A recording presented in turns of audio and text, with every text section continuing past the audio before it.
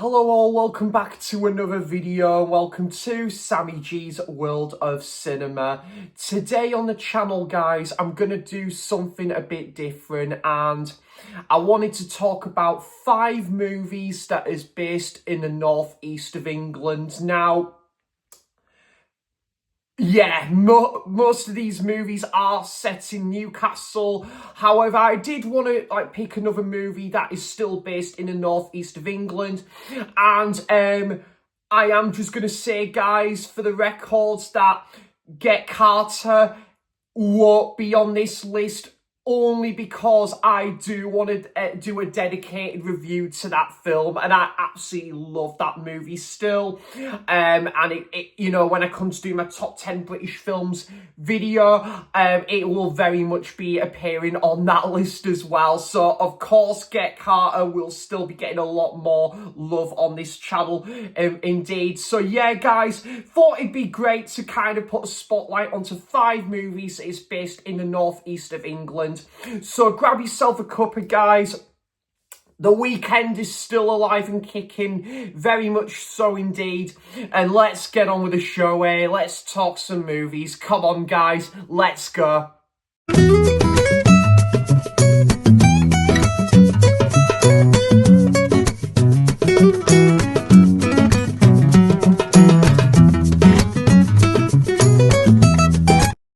The first movie I went for is based in Hartlepool in Teesside, and a film that I think you can actually watch on Netflix now, and based in Hartlepool in Teesside, which I've been a couple times, and I thought this was quite an interesting film. It didn't get the best ratings when it came out originally, but I had quite a fun, enjoyable time with it. I went with my friend Ryan to see this one earlier last year, and that is the film Jackdaw. So Thomas Turgoose, good to see Thomas Turgoose in this. Actually, I haven't seen anything with him in a while, and I think it was Jack Cohen, and there's Jenna Coleman is in this film as well. There's some other recognisable actors. There's the lads who played Ralph in the A Word as well, the TV show The A Word. So so Jackdaw, quite an interesting film to this one, about a guy who returns home from I think he's been he's been in the army. When he returns home, he is on a mission to kind of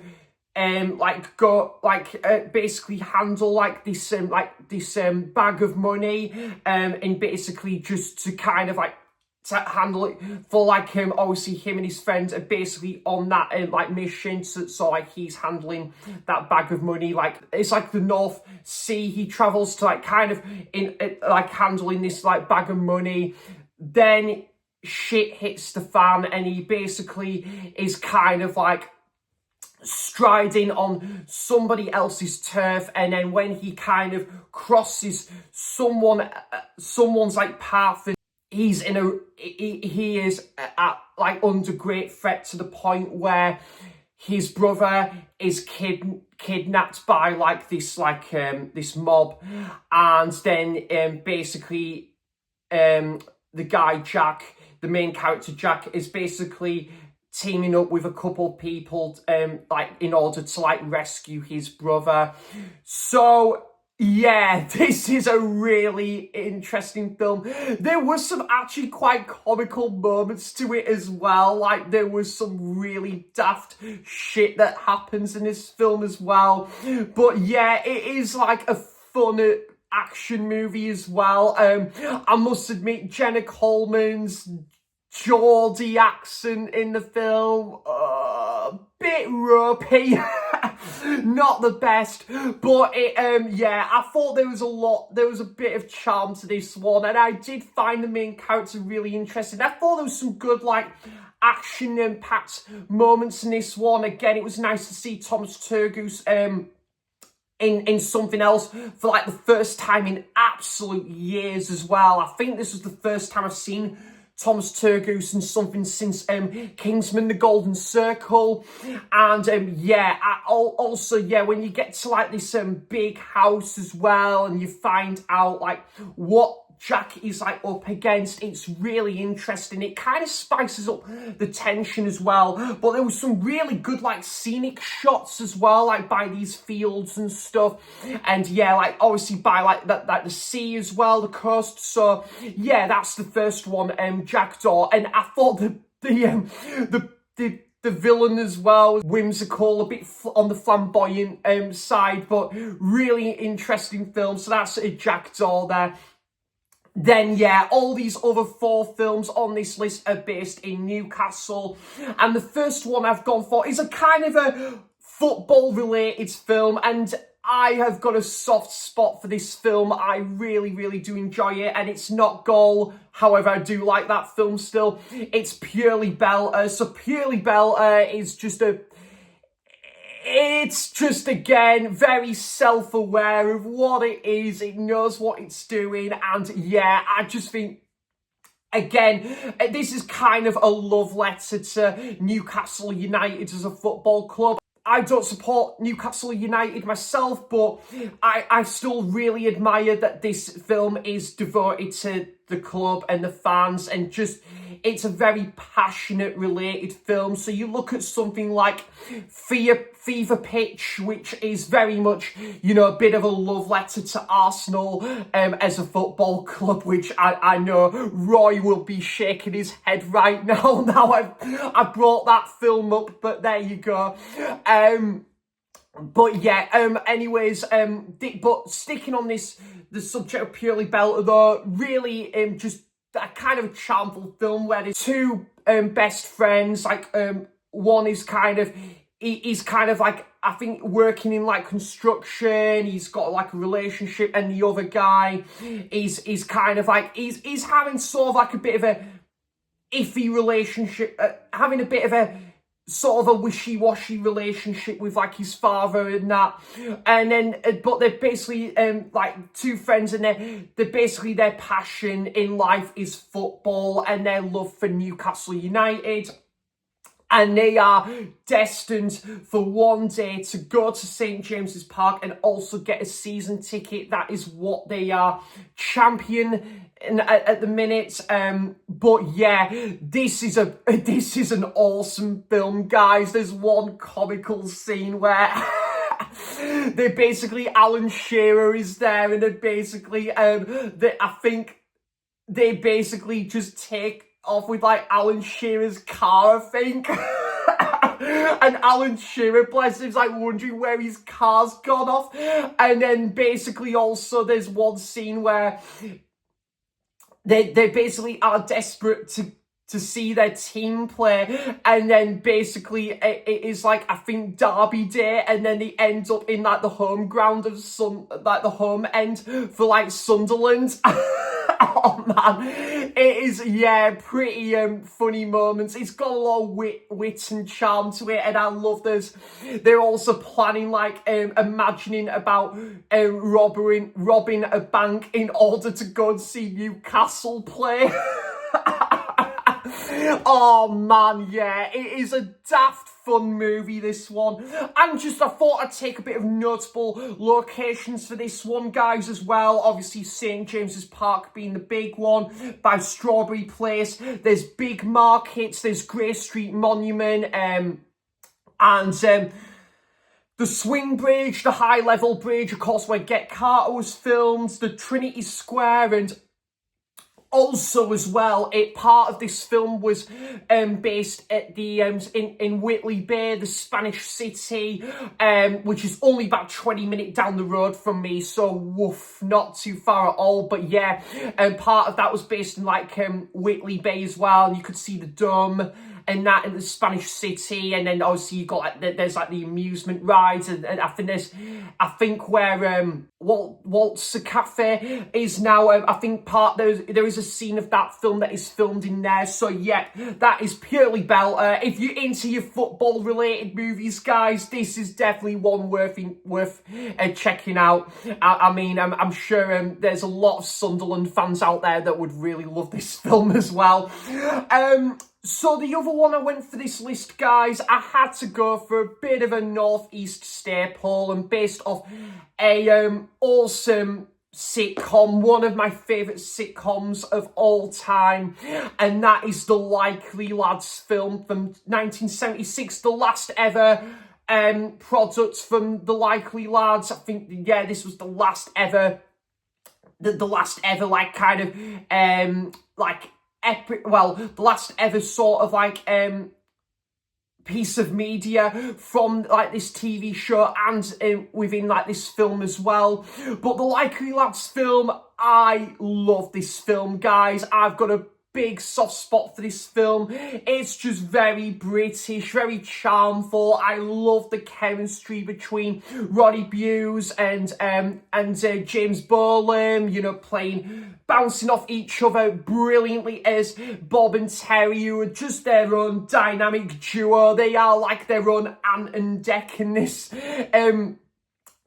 film, the TV series. But the film, yeah, you kind of focus on like married life with like Bob and Thelma, and also Terry, I think he works at like this factory, he's like this factory worker, and yeah, and then basically I think there's one scene when he's in that delivery van, and he's like on the tannoy, he says, "Yo, Mr. Ferris, how are you doing, sir?" And then Bob just looks around and is like, "Oh, there's Terry."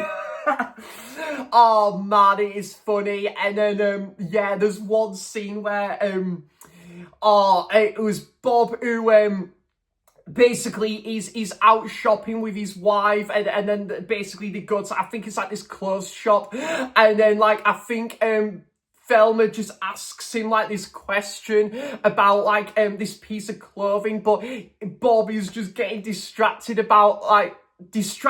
looking at like over how beautiful this lady is, and then Thelma is like, Bob, what do you reckon to this? And he just says with a straight face, "I couldn't give a shit." Oh man, that scene has me in chuckles every time I watch it. But the film itself as well is where Terry is dating someone now, and then basically Bob, Terry, Thelma, and Terry's girlfriend and his go on like this caravan holiday, and I think it's like in the wintry period as well. It's freezing, you know, like I would dread to think what my caravan holiday would be like in the wintry. I'm like, poof, I don't know if I could handle it, to be honest.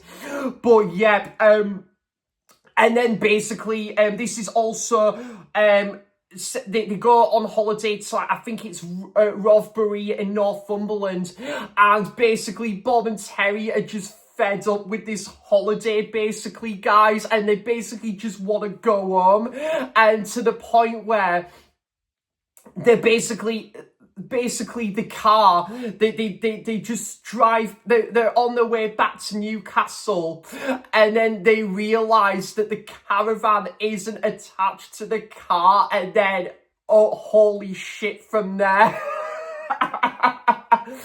Oh my god, it is just so funny. It's just so typical of these boys to do this.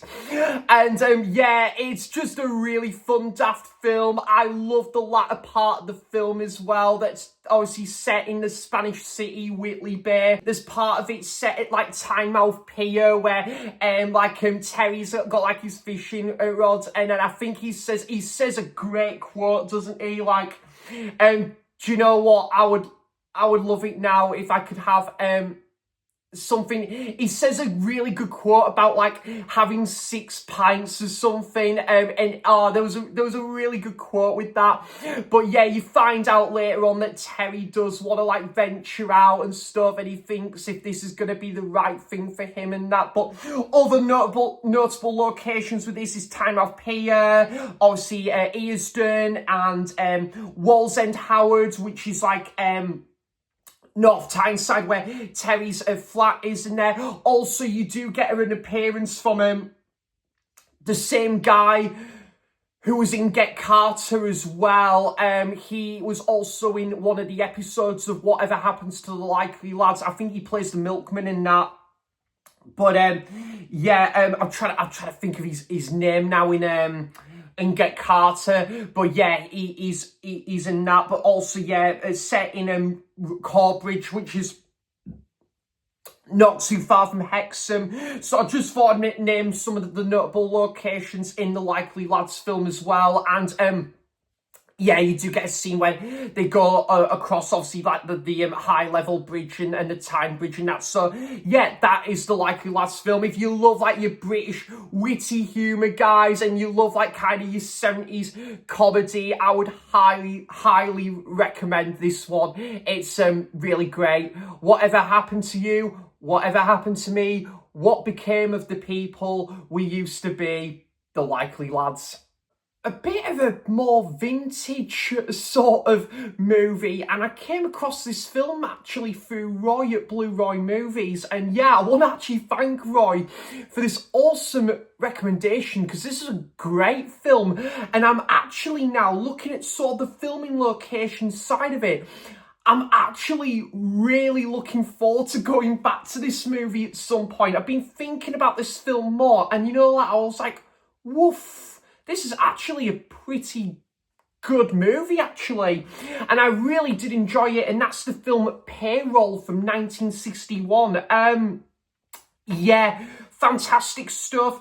Like kind of a more of like a crime.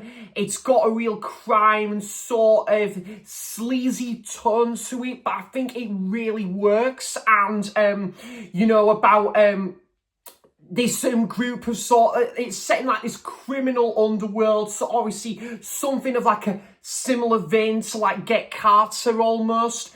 This was like 10 years before Get Carter as well, and whilst in my opinion it's not on the level of quality of Get Carter, this is still a really enjoyable film. I do really like this one very much so. Like, this group of crooks that are basically working at like this sort of like this factory, and they're having this plan to kind of go on this like armed like robbery, but basically they learn that there is now a van maintaining this sort of the wages and this cash like money that kind of goes against like this gang's plans and stuff, but they want to go with the plan anyway. And then when they kind of strike the like the target and stuff, they learn that when one character makes a departure, they learn now they're up against the this relative of this driver is now involved, and she's kind of wanting to take revenge. And then you find that the gang members are now turning like on each other sort of thing, and things start to like crumble, spiral out of control when you least expect it. And this is a really great like little crime movie, this one. I think it's very underrated. Part of this film is filmed in Rugby in like Warwickshire as well, and yeah, really good stuff. And yeah, like you've got some great like opening scenes like by, you know, like going from Grey Street down to Dean Street, and then obviously going along the Tyne Bridge as well. Obviously the scene by the swing bridge, but also, yeah, like there is obviously set in like Monument, but also as well so down that seat before like so there's Dean Street, Sandhill, there's like Peters Road in Wall's End as well, and Pilgrim Street. Part of it, this film was filmed in Pilgrim Street as well, where the old Odeon Cinema used to be as well, which yeah, meant to be like a fantastic place to be, that Odeon Cinema at the time on Pilgrim Street. But yeah, there's like obviously there's scenes set by like the Priory and like the coastal area in the coastal area and like Tynemouth as well. Like some of the houses is filmed in like Tynemouth in this film as well. There's one scene that's set at like this pub where there's like this there's like these two guys that are having like an argument or something, and that's by this pub in like Gateshead as well. And then you get like these dark nighttime shots looking across like the Tyne Bridge and that. But really interesting film, this one, guys. And yeah, like an underrated crime thriller, this one. And that ending kind of, it's very cunning ending indeed. Also, I think there's pretty good like character work to this one as well. I think the characters are really interesting in this one as well. And they've also got like individual lives. You learn about like kind of like each of their relationships as well along the way. So very interesting stuff. And I think part of this film was set like by Manners Station, and also underneath like the railway bridge as well. So yep, that is Payroll. And the last film to talk about in this video, 5 movies set in the northeast of England, and that is an absolutely fantastic film. That ending, oof, I was in stunned silence after what I have just watched. You know, I was in a bit of a wreck after watching that film, thinking, wow, this really had a tug at the heartstrings. But yeah, that is the absolutely wonderful film, I, Daniel Blake, from Ken Loach. Now, Ken Loach had this trilogy of like northeast based movies. He had this, Sorry We Missed You, and The Old Oak, which I believe is his final film now, which is a really good film to sign off what a great filmography that guy has. And I think he's got a couple other films based in the northeast that I haven't checked out yet. But Ken Loach obviously directed my favourite British film of all time. Yes, Kes. I've spoken about that film religiously on this channel, and yes, I do plan to do a review on that at some point. I can't tell you though, guys, how much I love that film. But yeah, that's obviously Yorkshire based. This is northeast based, and that is, yeah, I, Daniel Blake. What a fantastic drama. This is absolutely superb. I think the guy does a really good job. I kind of like how there's kind of a lot of, I think there's kind of a lot of like non-actors in there as well, but it's kind of a small cast, and I think this film, as it's like it's independent drama, it works beautifully as well, and it just goes to show, like, it showcases kind of this harsh reality, and it's a very much still of a relatable thing today that's going on in today's world. And you look at kind of like Daniel Blake in this film, this joiner, this carpenter, and he's just suffered like a heart attack, and then he is trying to like get like his benefits organised and stuff, and then but the doctor is kind of just not, his doctor's just not really going forward with it, and it kind of really just rubs him up the wrong way. He's just really unhappy with this, as you absolutely do not blame him at all. It is a really like harsh, frustrating situation to be in.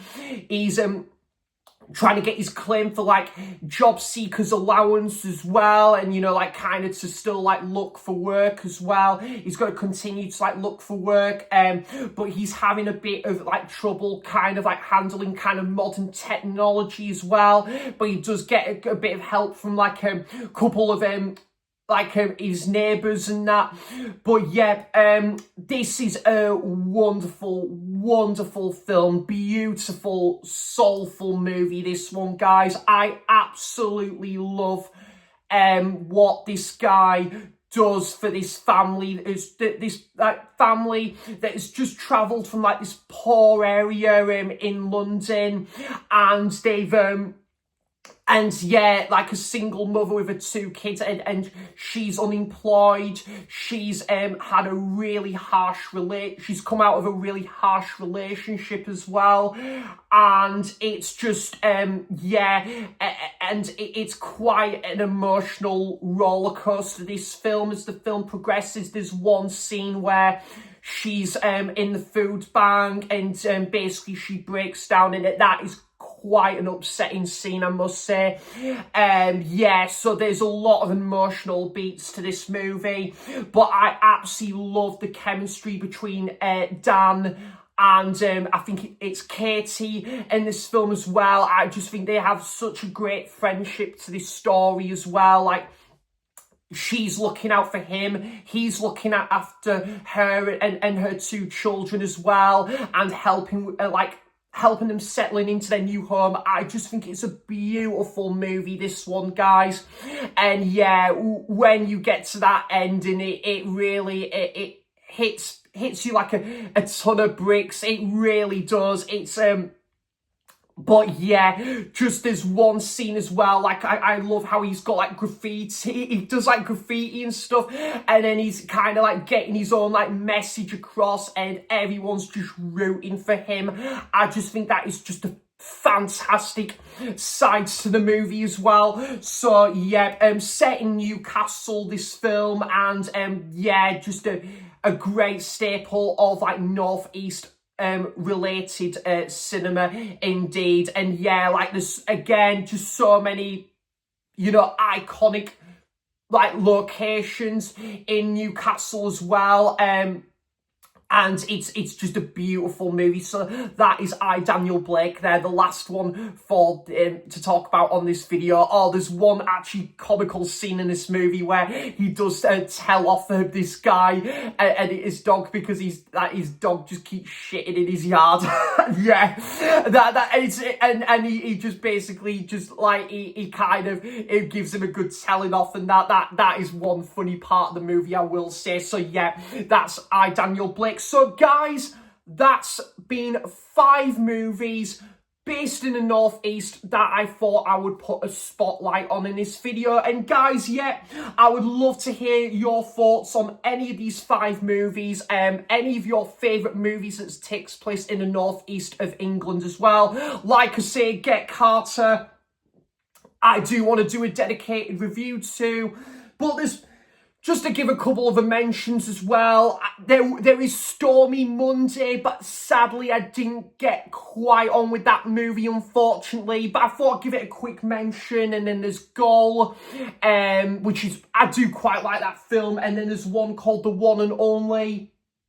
So yeah, I thought I'd mention a few more like Northeast related movies, and obviously Sorry We Missed You and The Old Oak as well, from like Ken Loach there as well. I believe Billy Elliot is set in County Durham, but I haven't actually seen Billy Elliot, to my absolute shame now. I've not seen that film. So yeah, anyways guys, hope everyone is having a wonderful weekend. Thanks for all your continued support. And oh, by the way guys, my next video is gonna be basically what you guys have requested me to watch in my first of the unwatched titles series on Blu-ray. So what I'm going to do is, guys, all the movies that you guys have requested for me to watch, I'm going to basically put them in a hat and put them in the bag, and then just like shuffle them together. I'll pick out that title and I'll watch that title and give you a quick fire review of it. So that's kind of